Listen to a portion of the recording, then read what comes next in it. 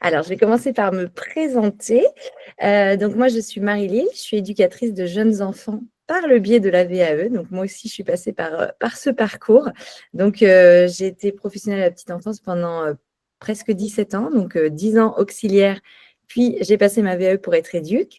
Et maintenant, maintenant, ça va faire 4 ans que je me suis reconvertie dans le coaching. Et du coup, aujourd'hui, j'ai quitté les crèches pour accompagner les pros et les parents. Donc, je travaille chez Gazouillet, je suis responsable pédagogique. Donc, j'anime des ateliers très régulièrement, comme vous a présenté Victor. Donc, et je continue aussi d'aller travailler en crèche, car je fais des analyses de pratique dans 7 micro-crèches à Paris. Et là, je suis en train de créer un programme de formation pour aller former les professionnels dans les crèches. Voilà un petit peu pour moi et mon parcours. Et maintenant, on va parler du sujet, hein, la VAE, pour devenir EJE. Donc, je vais vous expliquer un petit peu tous les détails de ce processus, hein, la VAE, qu'est-ce que c'est, comment on rédige des situations et des petits conseils. Qu'est-ce que la VAE et comment elle fonctionne? Donc, la VAE, elle permet de valider un diplôme d'État sans retourner en centre de formation sur les bancs de l'école. Donc, c'est vraiment un dispositif super quand on est en train de travailler et qu'on n'a pas envie de reprendre une formation et qu'on veut faire reconnaître son expérience professionnelle.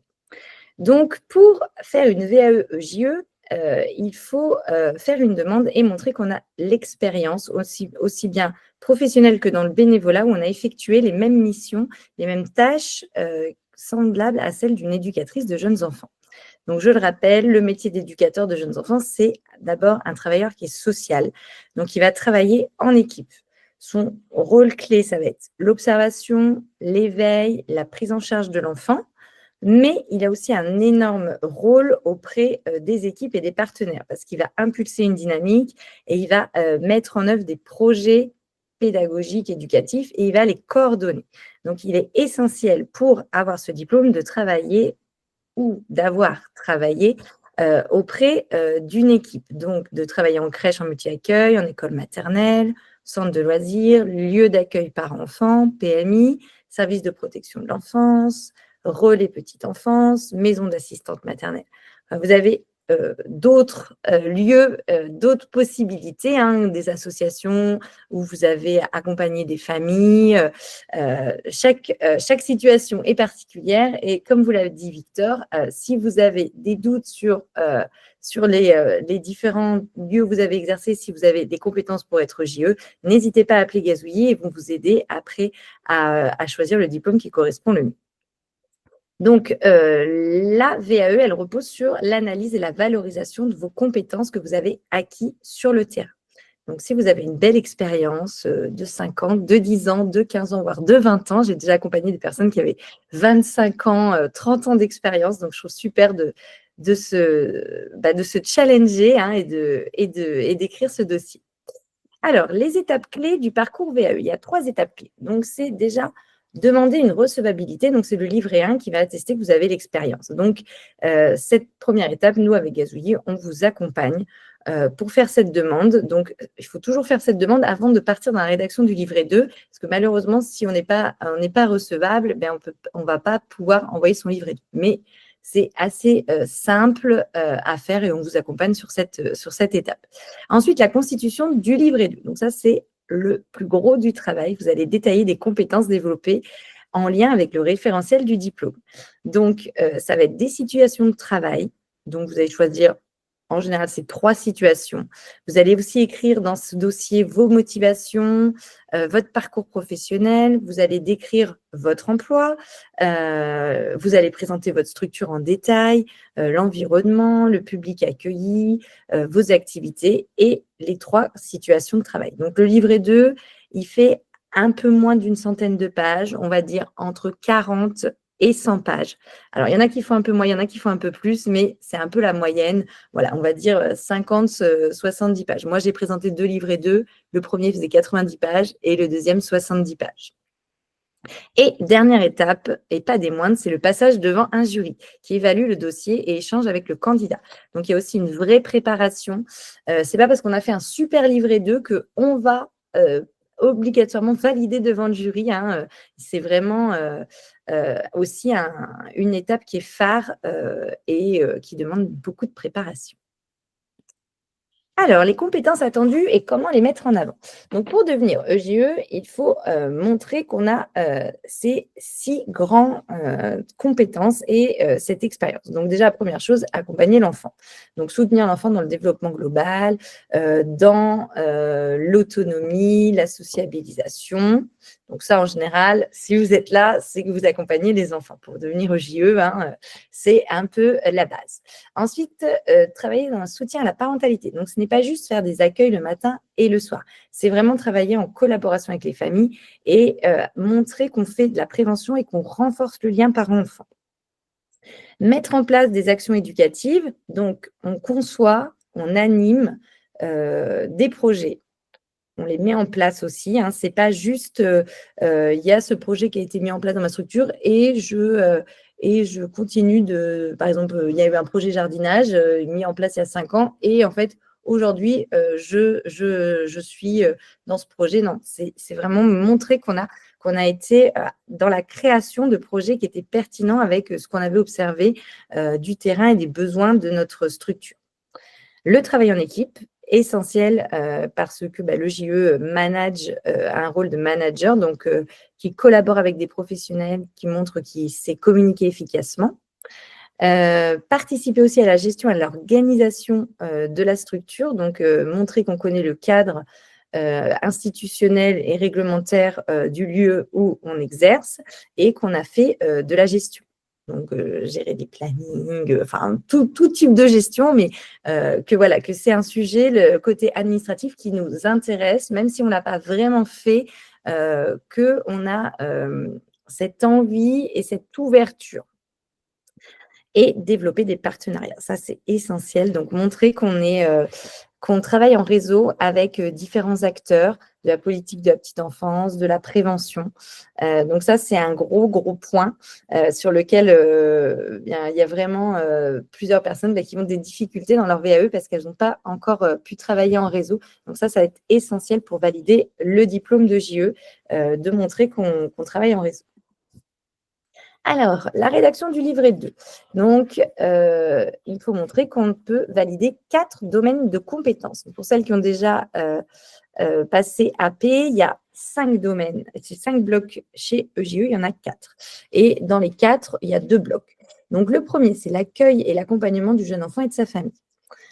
Pour celui-là, on va montrer qu'on connaît bien le développement de l'enfant, qu'on a des vraies connaissances, qu'on sait accompagner l'enfant dans ses découvertes, qu'on sait proposer un cadre qui va encourager l'enfant à développer le côté affectif, cognitif, social, mais aussi qu'on est dans le soutien à la parentalité. Donc, dans cette première partie du bloc, il y a vraiment ce côté compréhension de l'enfant et aussi compréhension de la famille, des besoins de la famille, et qu'on sait s'adapter aux différentes spécificités. Si on a un enfant avec des besoins particuliers ou une famille, eh bien, montrer qu'on sait accueillir ce type de personnes. Ensuite, le deuxième bloc, c'est action éducative en direction du jeune enfant. Donc ça, c'est concevoir et mettre en place des projets. Donc, savoir observer, analyser, favoriser l'expression créative, la sociabilisation de l'enfant et aussi travailler en équipe dans cette collaboration. Donc, montrer qu'on est en cohérence avec notre équipe pour mettre en place des actions éducatives. Quand on met en place une action éducative, on ne le fait pas tout seul chez soi. On va réseauter et déjà commencer à travailler avec d'autres personnes pour montrer cette cohérence.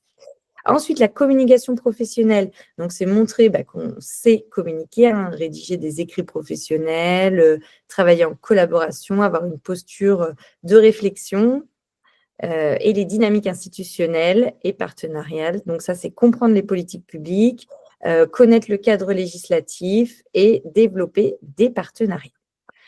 Donc, voilà un petit peu. Donc, ça, si vous prenez un accompagnement avec Gazouillis, on verra beaucoup plus en détail. Là, je vous donne les grandes lignes, mais le référentiel, c'est vraiment essentiel de bien le connaître. Donc, pour rédiger son livret 2, déjà, première chose, ça va être de lire attentivement le référentiel des compétences. Donc, chaque réponse, chaque chose que vous allez écrire dans votre livret 2 doit montrer que vous répondez aux compétences, aux exigences du métier. Donc, c'est vraiment, si on peut dire, un peu la Bible. Vous vous basez sur ce référentiel. Donc, dès qu'on rédige, on regarde son référentiel et on fait du lien avec les compétences attendues et ce qu'on a mis en place. On doit décrire des situations précises, donc des exemples concrets que vous avez déjà vécus, que vous avez analysés, pas des situations que vous avez envie de mettre en place. Parce qu'en fait, on ne peut pas valider un diplôme avec des projections, des choses qu'on aimerait mettre en place. Donc, il faut vraiment que ce soit des choses que vous avez vécues, vous avez du recul sur ce qui s'est passé et comment ça s'est passé. Employer le jeu. Ça, c'est toujours compliqué, surtout quand on a vraiment cette dynamique de travailler en équipe. C'est vous qui allez être évalué, c'est vos actions, c'est votre rôle, c'est vos compétences. Donc, on emploie le jeu dans le dossier. Être clair et structuré, ça, c'est aussi une chose qui va être essentielle, de mettre des titres, des paragraphes, que les paragraphes soient courts, compréhensibles, avec des phrases précises pour faciliter la lecture du jury. Moi, j'ai plein de candidates qui commencent à rédiger et qui mettent plein de détails et qui font pas de structure. Donc, des fois, elles m'envoient pour la relecture des gros pavés.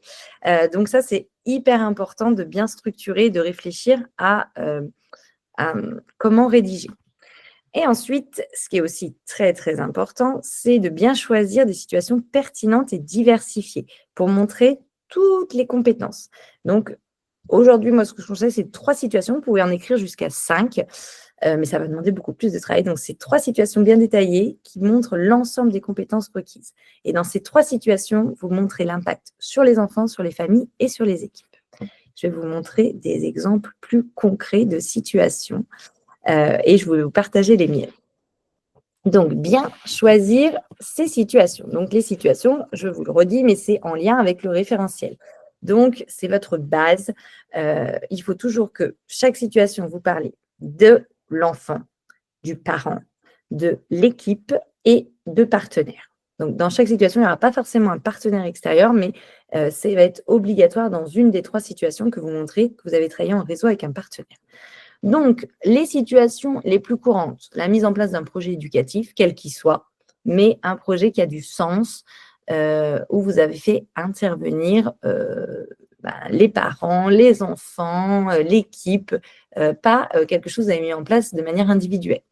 La gestion d'un enfant ayant des troubles du comportement, qu'est-ce que vous avez observé, qu'est-ce que vous avez mis en place comme action. L'organisation d'un atelier d'expression artistique avec des intervenants. La collaboration avec une structure extérieure. Donc là aussi, il y a plein de possibilités différentes, mais montrer que voilà, vous réseautez. L'animation de réunions pédagogiques, donc soit à destination des équipes ou des familles. L'accompagnement d'un enfant en situation de handicap, un vrai gros sujet. De toute façon, il y en a beaucoup des dossiers sur ce sujet parce que c'est vraiment, on est peu armé quand on accueille des enfants porteurs de handicap. Donc, de montrer que voilà, c'est vraiment un combat et qu'on a vraiment la posture pour accompagner des enfants et de les intégrer dans les structures, c'est vraiment très, très pertinent dans la VAE et une situation de soutien à la parentalité. Alors moi, comme j'ai rédigé 2 livres et 2, je vais vous dire un petit peu les différentes situations, si ça peut vous donner des idées. Et je pourrais répondre aussi à vos questions par rapport à mes situations en fin d'atelier. Donc moi, j'avais choisi, en première situation, c'est des ateliers par enfant que j'avais mis en place sur 1 année et demie. Les parents pouvaient s'inscrire et venir dans la structure quand ils voulaient pour mettre en place un atelier. J'ai présenté un soutien à la parentalité avec un papa qui se posait beaucoup de questions sur le temps du repas avec son enfant et j'avais présenté l'outil de communication de l'écoute active. Donc, j'avais expliqué pourquoi j'avais fait de l'écoute active, comment j'avais fait de l'écoute active et j'avais résumé tout le dialogue. Enfin, même pas résumé, j'avais expliqué tout le dialogue que j'avais avec le papa et après, j'avais fait mon analyse. J'avais mis en place un projet éducatif avec les enfants, donc un repère journalier. Sur les temps forts de la journée avec une petite horloge qui déplaçait en fonction des différents moments. Et un deuxième sur un parcours sonore. Donc, c'est un parcours sensoriel, mais qu'avec des objets qui émettaient des sons, donc qui faisaient un petit peu de la musique. Et j'avais détaillé en fonction des différentes tranches d'âge comment les enfants utilisaient le parcours sonore. J'avais fait aussi une réunion d'équipe où j'avais présenté une conférence. Donc, j'avais synthétisé la conférence que j'étais allée voir sur la gestion des émotions et je l'avais présentée à mon équipe. Et j'avais fait une autre réunion, cette fois-ci à destination des familles, où j'avais présenté l'agressivité des enfants. Et j'avais fait un petit jeu de questions-réponses auprès des familles. Je répondais à leurs questions. Ensuite, en collaboration avec une structure extérieure, j'avais parlé d'un travail en réseau avec un enfant porteur de handicap, un TSA.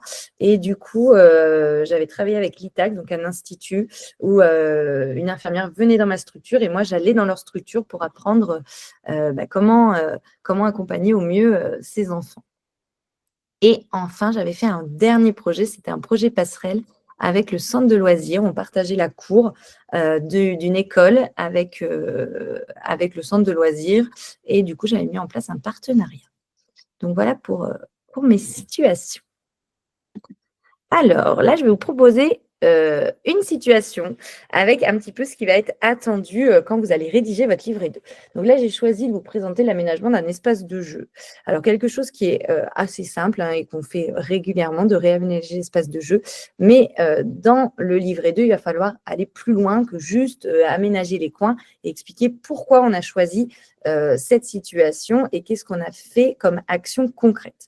Donc là, je vous l'ai résumé en une slide, mais ce sera beaucoup plus long dans votre livret 2.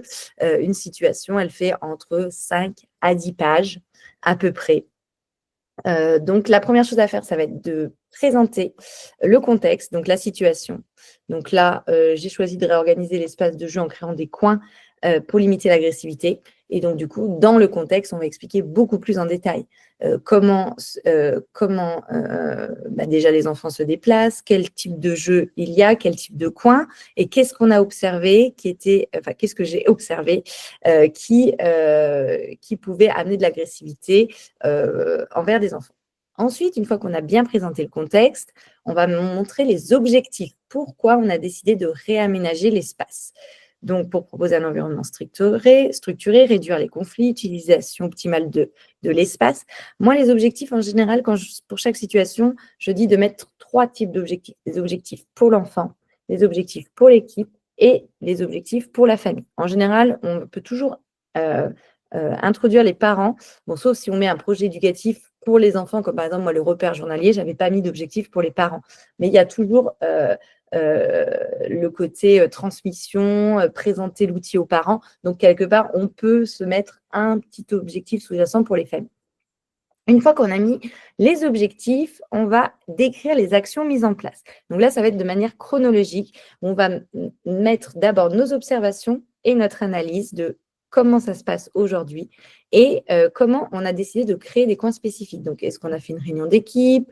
Est-ce qu'on a été observé d'autres structures? Enfin voilà, de mettre vraiment toutes les actions que vous avez décidé de mettre en place, donc mise en place de l'itinérance ludique, si vous avez choisi par moment d'ouvrir les portes de votre structure pour que les enfants découvrent d'autres espaces, comment vous l'avez mis en place, la création d'un partenariat avec une ludothèque. Moi, j'avais lu un dossier où une personne, elle avait fait un partage de jeux entre 2 structures. Donc, ça peut aller dans l'aménagement d'un espace de jeu. On parle de l'aménagement de notre espace dans notre structure, mais on parle aussi de partenariat, de réseautage qu'on a pu faire pour enrichir cet espace de jeu.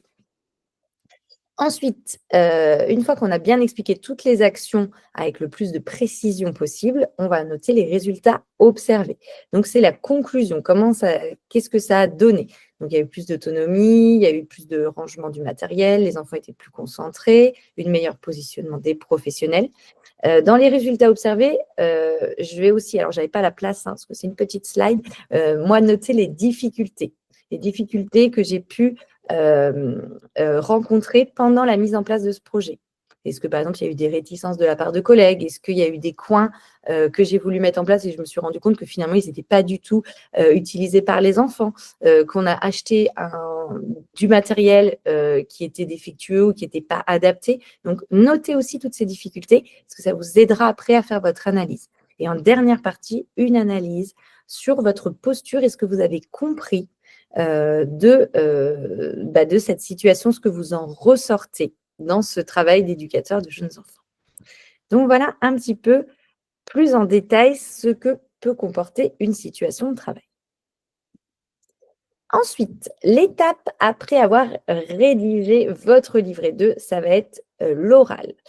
L'oral va permettre, de valider, hein, que vous avez bien toutes les compétences. Donc vous avez face à vous un jury, de 2 à 3 professionnels. Donc ils vont évaluer votre posture, vos capacités à analyser. Donc pour l'oral, il est essentiel de s'entraîner, de bien maîtriser son dossier. Donc moi, j'invite toujours bien mes candidates à bien relire en détail leur dossier, surligner tous les mots-clés, chercher des définitions, faire des recherches pour, si on a parlé par exemple d'aménagement d'espace, ben, qu'on connaisse plein de choses théoriques sur l'aménagement de l'espace, qu'on puisse vraiment échanger et expliquer pourquoi on a fait ce choix et avoir des termes professionnels. Le jury va observer votre aisance à expliquer votre rôle et votre engagement. Donc, il faut être capable d'expliquer pourquoi vous avez agi, quelles leçons vous en avez tirées, mais aussi de vous montrer pro, hein, donc un vocabulaire technique de JE, hein, et montrer aussi que vous êtes confiant, que ce que vous avez mis en place, c'est quelque chose que vous maîtrisez et d'avoir plaisir en fait à raconter pourquoi on a choisi d'expliquer cette situation. Donc, choisissez des situations vraiment sur lesquelles vous êtes à l'aise et vous avez envie de partager. Donc là, je vous ai donné des exemples de questions par rapport à l'aménagement de l'espace. Donc, les questions, elles vont porter sur différents points. Déjà, analyser la situation initiale. Pourquoi vous avez décidé de mettre ça en place? On ne va pas choisir une situation parce qu'on se dit: «Ah, je veux écrire ma VAE de JE, donc il faut que je choisisse des situations». Il faut vraiment aller plus loin en montrant que cette situation, je l'ai choisie parce qu'en fait, j'avais observé qu'il y avait un vrai besoin, qu'il y avait un vrai manque dans le quotidien, où il y avait une vraie problématique. Donc on part vraiment d'un contexte et on va expliquer et on va analyser ça ensemble, et le jury va nous amener à, va nous poser des questions pour qu'on puisse exprimer pourquoi on a choisi. Donc le jury aussi, il va essayer de comprendre comment vous l'avez mis en place, ce projet. Donc comment vous avez déterminé les coins, quels ont été les problèmes rencontrés, comment vous avez pris en compte l'équipe pour organiser l'itinérance ludique, puisque ça, c'est aussi un vrai sujet. Moi, je l'ai mis en place dans une de mes structures et c'est pas évident, hein. Il y a plein de professionnels qui sont pas du tout OK avec ça, d'ouvrir les portes, qui préfèrent rester dans leur section, dans quelque chose de plus routinier. Donc voilà, ils vont aller vraiment chercher en détail, le jury, comment vous avez fait, comment s'il y a eu des ajustements, est-ce qu'il y a eu des difficultés rencontrées, comment vous avez intégré l'équipe et les parents, comment vous avez communiqué sur le projet, heu, qu'est-ce que vous avez observé, et du coup l'impact. Ça va être essentiel aussi de montrer bien l'impact de votre situation, de votre proposition de projet sur l'enfant. Donc, dans la conclusion, dans les résultats obtenus, on montre vraiment que ce travail qu'on a mis en place, qu'on a réfléchi, eh bien, en fait, il y a eu un vrai impact, positif ou négatif, mais en fait, montrer que voilà, vous avez su évaluer votre posture. Donc là aussi, je vous ai mis d'autres questions sur votre réflexion aussi en tant que JE. Quelles compétences de JE vous mobilisez? Quel lien faites-vous avec cet aménagement et le rôle éducatif de l'EJE? Donc, faire collaborer l'équipe, communiquer, connaître bien le développement de l'enfant. Voilà, donc il y a vraiment des questions, vraiment des questions très précises. Heu, vous avez remarqué une évolution dans les interactions entre les enfants, donc là, c'est quelque chose, vraiment très précis. Il y a des questions qui vont vous demander plus d'analyse, de réflexion. Alors ensuite, des conseils pratiques pour la rédaction. Donc, d'avoir un petit calendrier de travail, ça va être essentiel pour se motiver, hein, et pas laisser la VAE dans un coin pendant 1 ou 2 mois, ce qui peut malheureusement parfois arriver, de se mettre des heures de rédaction par semaine. Par exemple, chaque semaine, je rédige pendant 2 heures. Moi, je faisais alors moi, j'ai eu la chance de travailler avec une amie qui faisait sa VAE d'auxiliaire de puériculture. Donc, on se voyait tous les 15 jours, une après-midi. Mais du coup, on était toutes les 2 sur le travail, sur notre VAE, et on avait vraiment tout un samedi après-midi consacré à la VAE. Après voilà, c'est chacun en fonction de son organisation, mais c'est bien d'avoir un calendrier de travail.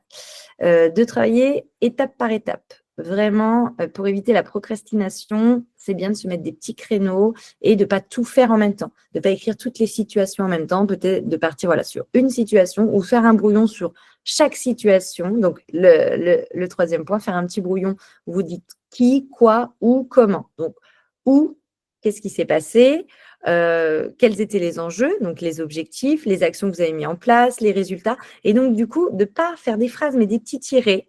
Quels ont été les apprentissages que j'ai faits. Donc, du coup, de partir vraiment d'un brouillon. Moi, j'avais commencé à rédiger sur un cahier, hein, comme ça, je faisais plein de petites ratures pour vraiment avoir un début de structure avant de partir dans la rédaction.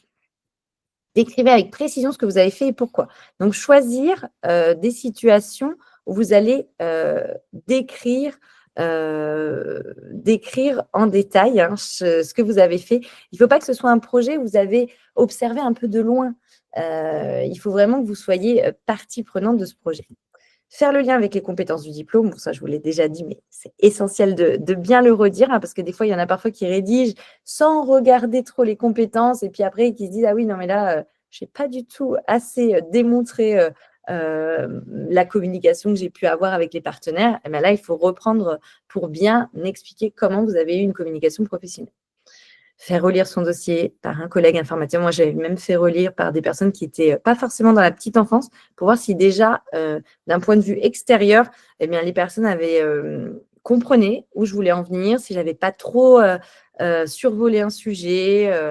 Donc, n'hésitez pas si vous avez des personnes autour de vous qui ont un bon niveau de rédaction de faire relire et puis qui sont EJE, là, c'est encore mieux. Participer à des groupes de travail ou des forums pour échanger. Donc, nous, chez Gazouillis, on a vraiment ces petits ateliers où vous pouvez vraiment échanger avec d'autres personnes, trouver un réseau, parce que c'est important de se motiver, d'avoir des retours d'autres personnes.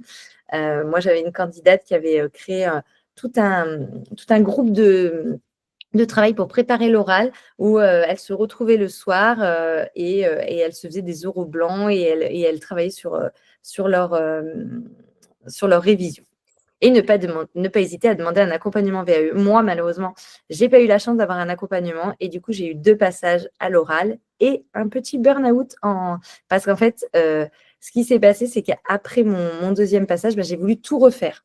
Et en fait, pour moi, c'était une erreur. Je n'aurais pas dû tout refaire. Et c'est ça qui m'a épuisée. Et si j'étais accompagnée, j'aurais pu vraiment savoir sur quoi je pouvais retravailler et ce qui était vraiment essentiel. Et les difficultés rencontrées. Donc, il y en a plein. Je vous les ai un peu résumées, il y en a peut-être d'autres, mais pour moi, c'était les principales. Donc, le manque de temps pour rédiger. Donc, de bien se faire un petit tableau de suivi et un petit emploi du temps. Donc, quand on est accompagné, c'est beaucoup plus simple parce qu'on a les rendez-vous avec notre accompagnateur. Donc, on sait que la semaine prochaine, jeudi prochain, on a rendez-vous pendant 1 heure. Donc, il faut absolument qu'avant jeudi, on trouve 1 heure ou 2 pour travailler.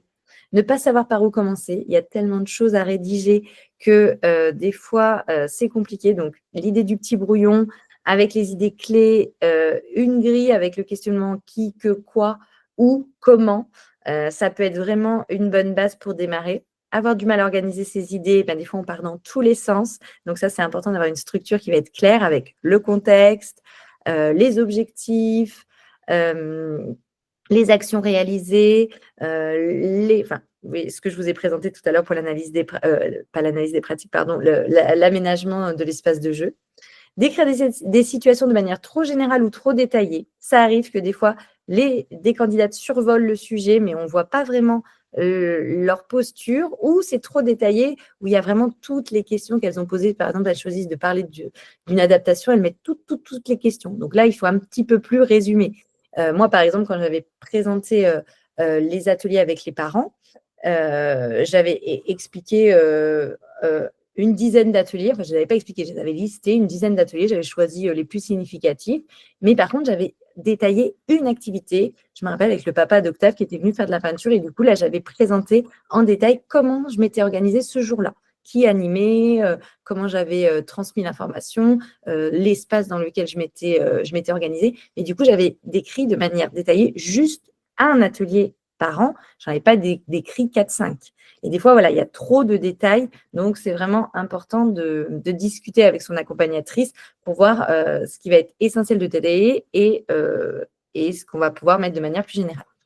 Des fois, on a du mal à valoriser ses compétences. Donc ça va être important de les relier avec le référentiel parce que chaque situation que vous allez développer va faire un lien avec une compétence parce que vous avez réfléchi, vous avez observé, vous avez analysé. Donc, ça va permettre de nourrir votre confiance en soi parce que des fois, ben voilà, on a du mal on a un petit peu parfois le sentiment d'imposteur, donc du mal à se mettre en avant et à montrer qu'on a des compétences. Donc, d'écrire tout ça et de se faire accompagner et de se faire valoriser par quelqu'un qui voit bien qu'on a ses compétences, ça nous fait du bien.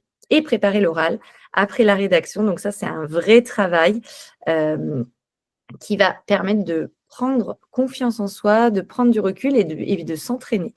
Moi, je m'étais un petit peu entraînée, mais c'est vrai que je ne m'étais pas rendu compte que des fois, il peut y avoir des jurys assez confrontants qui vont aller vraiment pousser et qui vont chercher un peu la petite bête. Donc, c'est très, très bien de se préparer. Moi, c'est ce que je fais avec mes candidates. Au début, je suis le jury gentil avec des questions très souriantes. Et puis après, des fois, je vais avoir des petites questions un peu pièges où je vais insister sur un sujet. Et du coup, ça, c'est vraiment essentiel pour moi de bien se préparer. Voilà pour les difficultés. Et maintenant, eh bien, on va pouvoir entendre le témoignage de Malala qui a réussi sa VAE-EJE il y a maintenant 1 an. Est-ce que tu es disponible, Malala? Tout à fait. Coucou. Alors, je te laisse te présenter brièvement à tout le monde et puis après, on commencera les petites questions. Ça marche. Alors, bonjour à toutes. Alors, moi, je suis Malala. J'ai passé ma VAE, du coup, j'ai passé mon oral il y a bientôt 1 an. Fin mars, ça fera 1 an précisément que j'ai mon diplôme. Avant de passer ma VAE, j'ai été CAP, enfin, j'ai travaillé dans une crèche parentale pendant 7 ans en tant que CAP petite enfance. Et actuellement, j'occupe un poste du coup de JE et de référente technique dans une micro-crèche dans le 92. Voilà. Waouh, super, super ascension de CAP. Maintenant, tu es directrice d'une micro-crèche. Alors, du coup, eh bien, toi, qu'est-ce qui t'a motivé, qu'est-ce qui t'a donné envie de faire ta VAE-EJE? Alors, il faut savoir que c'est un métier qui m'a toujours attirée. C'est un métier qui m'a toujours attirée. D'ailleurs, j'en ai parlé dans mon dossier. Ce qui m'a motivée, c'est en fait, c'est pouvoir confirmer des compétences que j'avais déjà, que j'exerçais déjà au sein de la structure où je travaillais, et aussi acquérir de nouvelles compétences parce que du coup, pendant la rédaction de mon dossier 2, j'ai dû faire des recherches, j'ai dû travailler, approfondir certains sujets. Du coup, ça fait que j'ai quand même acquis d'autres compétences que je n'avais pas forcément avant de travailler sur mon dossier. J'avais également l'appui de mes collègues éducatrices. Alors, j'ai toujours travaillé avec des éducatrices de jeunes enfants. Et en fait, au bout de quelques années de travail, enfin, quand je leur ai parlé de mon projet de devenir éducatrice via la VAE, elles m'ont dit, bah, en fait, vas-y, tu as toutes les compétences en fait pour le faire, donc vas-y. Et en fait, avoir cet aval-là de personnes qui avaient déjà le diplôme, bah, ça m'a quand même beaucoup motivée. Et en fait, même au fur et à mesure des rédactions, je continue à échanger avec elles.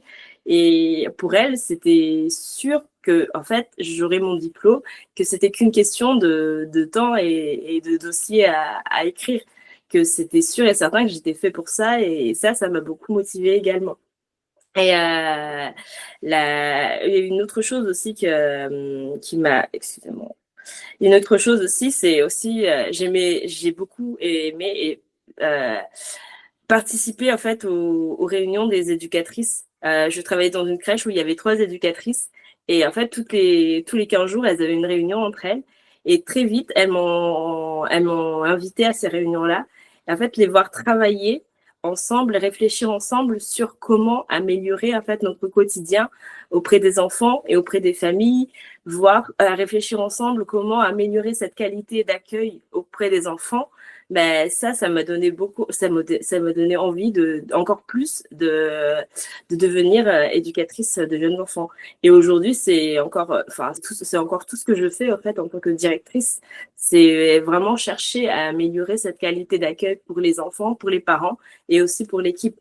En fait, c'est le gros du travail. Je veux dire, le métier d'éducateur pourrait se résumer à ça, c'est améliorer au quotidien en fait le travail des personnes qu'on accueille et avec qui on travaille au quotidien. Super, merci beaucoup pour ton partage. Moi, ça me fait écho parce qu'en fait, je trouve que toi, tu as été dans un vrai petit cocon avec des super éduques bienveillantes qui t'ont Ouais. intégré dans, Ouais. dans les réunions. C'est génial parce que c'est pas forcément partout pareil. Moi, par exemple, c'est un peu l'inverse. Moi, en fait, j'avais des éducatrices qui travaillaient, je pense à 2 éducatrices dans mon parcours et qui travaillaient assez en solo et qui, du coup, ne me faisaient pas profiter de leur savoir et de leur expérience. Donc, en fait, moi, je me suis un peu construite toute seule en me disant, voilà l'éducatrice que je serai. Mais du coup, c'est super d'avoir, toi, ce cocon. Ouais. Alors, deuxième question, quels ont été les plus grands défis de ton parcours et comment tu les as surmontés? Alors, faut pas se cacher, hein. Les plus gros défis, franchement, c'est le temps et l'énergie. Le temps parce qu'il faut, comme tu as dit dans les présentations de la VAE, le temps, il faut le trouver en fait. Et vraiment se discipliner en se disant, je le fais à ce moment-là et je fais rien d'autre. En fait, c'est vraiment trouver ce temps. Et c'est vrai que c'est compliqué quand on travaille à côté de trouver en fait, on a une vie à côté de la VAE, on ne vit pas que pour la VAE, il ne faut pas se leurrer. Voilà. Mais il faut vraiment trouver ce temps-là de se dire, je fais ça et en fait, je m'occupe de rien d'autre pendant un moment. Je rédige mon livret 2, je travaille sur ma situation, je peaufine ça.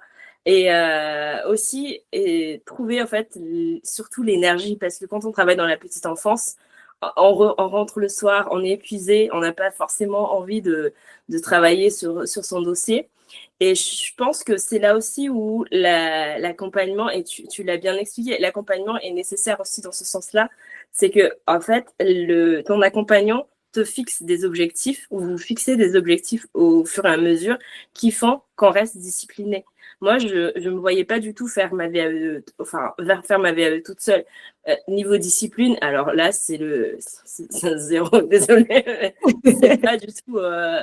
C'est pas, je suis pas forte pour me discipliner moi-même. J'avais besoin de quelqu'un en fait pour me régler, pour me réguler aussi dans mon travail. Parce que sinon, c'était de l'éparpillement. Juste avant d'être accompagnée, c'était l'éparpillement total. J'avais besoin de cette structure-là, comme à l'école, où cette semaine, on travaille sur ça. Cette semaine, on travaille sur ça. Cette semaine, on fait ça. Et ça m'a beaucoup aidé quand même à surmonter ces difficultés au niveau du temps et aussi de l'énergie, parce que du coup, il faut se motiver en se disant, ah, je vois ma coach cette semaine-là, il faut que je taffe un maximum, quoi. Et je me souviens qu'après chaque session de travail, donc souvent nous on se voyait 2 heures, eh bien on se faisait un petit planning pour la prochaine fois. Donc voilà ce que tu pourras travailler et on s'envoyait des petits messages pour voir si tu avais bien pu travailler ces différents points pour la prochaine rencontre. Tout à fait. Est-ce qu'il y avait d'autres défis ou c'était le plus gros pour toi? Moi, c'était surtout ça. Et oui, c'est vraiment. Je pense que c'est vraiment trouver du temps en fait consacré à la VAE parce que en fait c'est quelque chose qui prend vraiment une autre, enfin c'est comme si on avait une autre vie hors de notre vie déjà qui existe avec la VAE. Et je l'ai vu après avoir travaillé la VAE quand une fois que j'ai été diplômée, c'est comme si il y avait un truc, enfin il y avait un allègement de mon emploi du temps. Je me suis dit en fait ça prenait vraiment du temps et de l'énergie. Mais en même temps, j'ai aussi senti un vide, entre guillemets, après la rédaction du diplôme, du dossier, quoi. Ça Oui, fait un peu. comme ceux qui Ouais, préparent leur mariage, je sais qu'après, ils ont ce vide-là de se dire, mais qu'est-ce que je vais faire de ma vie? C'est pareil pour la vie. ça, c'est un peu ambivalent. En même temps, ça prend du temps, mais ça prend tellement de temps et en fait, t'as passion parce que quand tu passes une VAE, en fait, c'est parce que tu as envie d'aboutir à un diplôme. C'est quelque chose qui te motive énormément. Et une fois que c'est passé, là, j'ai mon diplôme, mais en fait, le prochain projet, c'est quoi? Voilà. Je me suis un Je peu suis sûre retrouvée que tu as dedans. plein d'autres projets en tête. Voilà, exactement. Ok. Et en quoi, du coup, ça a changé ta vie perso et professionnelle d'avoir cette VAE? Alors, ce qui a le plus changé, c'est quand même avoir le papier, genre le diplôme. Parce que, comme j'ai dit au début, j'ai travaillé pendant 7 ans dans une crèche parentale et j'ai exercé très vite certains rôles de JE. Parce que mes collègues me le permettaient aussi et ma responsable me le permettait. Et en fait, j'ai exercé ces compétences-là sans avoir le diplôme. Et notamment, j'ai occupé un poste de référente technique en intérimaire alors que je n'étais pas diplômée. Et c'est parce que les parents et les pros qui travaillaient avec moi avaient cette confiance en moi que je pouvais le faire. Et en fait, c'était juste avoir ce papier qui disait, ça y est, t'es éduque, en fait, mais officiellement. Même si, et mes anciennes collègues me l'ont dit, c'est, en fait, tu as le papier, mais tu l'as toujours, enfin, ça fait des années maintenant que tu exerces, en fait. C'est juste que là, le papier certifie que tu l'es officiellement aux yeux de l'État et aux yeux du reste du monde. Oui, Voilà. tu te sens légitime, en Ça. fait. C'est vraiment ça. Oui, et c'est ça. Et là, c'est comme si. D'ailleurs, c'est une des choses que tu m'as dit de la première fois, c'est qu'il faut que tu te sentes légitime, en fait, d'être éduque. Il faut penser comme une éduque. Et ça, j'ai eu du mal à le faire avant que tu me le dises. C'était impossible pour moi parce qu'il manquait ce papier-là qui disait que j'étais éduque, quoi. Et maintenant, ça y est, j'ai le papier. D'ailleurs, il est rangé maintenant dans tous mes papiers. Voilà. Mais ce papier-là change quand même beaucoup de choses. Ouais. Et aussi au niveau personnel, quand même, faut pas se mentir, hein, le métier d'éduc paye quand même mieux que le métier quand on a un CAP petite enfance. Ça, ben, la preuve, j'ai été CAP petite enfance, j'ai été aide éducatrice pendant des années. Aujourd'hui, je suis directrice de microcrèche, c'est pas du tout la même chose. Au niveau salaire, c'est pas du tout la même. Après, il faut dire 3 ans d'études, c'est quand même pas, c'est l'équivalent quand même de 3 ans d'études. C'est vrai que c'est pas du tout la même chose. Ok. Alors, pour finir, quel conseil tu donnerais aux candidates qui sont là et qui n'osent pas encore se lancer? Qu'est-ce que tu pourrais leur dire? Alors, il y a une chose, c'est si c'est un métier qui vous passionne vraiment, si ça vous donne vraiment envie, si c'est un métier qui vous passionne vraiment, il faut y aller, il faut foncer. Franchement, si vous avez quelques années déjà d'expérience sur le terrain, que vous voyez que vous voulez toujours faire ce métier d'éducateur de jeunes enfants, il faut y aller et surtout, il faut s'accrocher. Parce que c'est vrai que ça demande beaucoup de travail, la VAE, mais c'est aussi un travail, ça nous fait un travail professionnel parce que c'est un diplôme professionnel qu'on veut avoir, mais ça travaille également notre personnalité, parce que ça nous met, il y a plein de challenges en fait qui vont apparaître au fur et à mesure de la rédaction. Ça, faut pas se leurrer, mais vous allez en grandir de toute façon. Vous allez les dépasser et vous allez en fait vous accrocher parce que c'est quelque chose qui vous passionne. Et de toute façon, un métier de la petite enfance, on le sait toutes, on est toutes, je pense, on travaille toutes dans la petite enfance. Les métiers de la petite enfance, c'est un métier de passion. Donc si on a cette passion-là, en vrai, il faut s'accrocher. Il faut se dire, je veux ça, j'y vais. Même si des fois c'est fatigant, il faut y aller et il faut s'accrocher. Et c'est possible. Tu es la Oui, et preuve. c'est possible. On n'y croit pas au début, mais c'est possible. Voilà. En tout cas, bravo Malala pour ton parcours et merci. Je te laisse rester en ligne pour voir s'il y a des candidates qui ont des questions. Et je finirai cette présentation en redisant que, comme l'a dit Malala, c'est vraiment ce challenge du temps. Donc, c'est un travail immense. Donc, il est essentiel d'être bien organisé, d'avoir une bonne méthodologie. Et si on voit qu'on peut pêcher de ces 2 points, et bien, se faire accompagner, c'est vraiment un petit plus qui vous permettra d'être plus confiante et aussi bien pour l'écrit que pour l'oral. Voilà, du coup, on va passer aux questions. Et je vois qu'il y a plein de petites personnes qui parlent dans le chat, donc j'imagine que vous avez des questions. Combien de temps dure l'oral? Y a-t-il un temps à respecter entre chaque livret et entre le livret 2 et l'oral? Après combien de temps reçoit-on le diplôme? Alors, combien de temps dure l'oral? C'est 1 heure. 15 minutes à la présentation et 45 minutes. Et combien de temps pour recevoir le diplôme? Je ne me souviens plus. Est-ce que tu peux répondre à cette question? Malala, tu l'as reçu, je crois que tu as mis un petit temps. Parce que je me souviens, tu m'avais envoyé la photo de ton Oui. diplôme. Oui, oui. Non, mais je pense qu'il y a eu un problème au niveau du courrier. J'ai eu la réponse du jury 1 semaine après l'oral, mais le diplôme, il a mis un peu de temps. Il a mis presque un mois à arriver, je crois. Ah oui. Mais bon, Mais tu la savais réponse avant. vient rapidement, par contre. Oui. La réponse du jury vient rapidement. Oui. Alors, il y a Aline. Coucou Aline, que j'ai accompagnée pour la VAE AP. Félicitations d'ailleurs. Le financement se passe comment? Depuis l'an dernier, il y a eu des changements. Donc, au niveau financement, aujourd'hui, vous avez 2 stratégies possibles. La première, c'est votre compte de formation. Donc, mon compte personnel de formation, c'est le compte auquel vous cotisez chaque année des droits à la formation.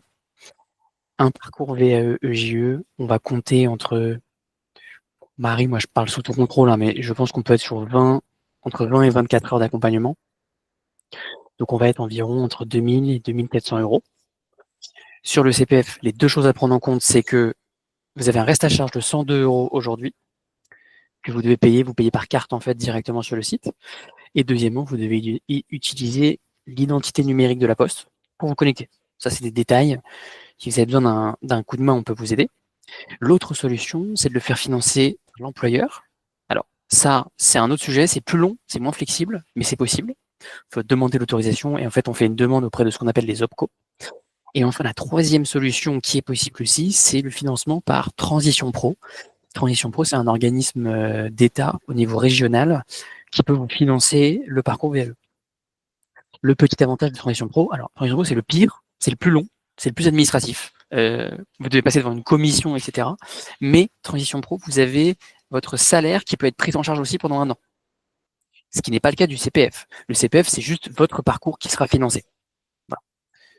Et pour ceux qui sont dans la fonction publique, puisque je vois la question de Virginie, vous devez demander à vos responsables de relations humaines, chargés RH, au niveau de la mairie, pour voir s'ils acceptent de financer. Et vous allez passer par ce qu'on appelle le CNFPT, le Centre national de la fonction publique territoriale.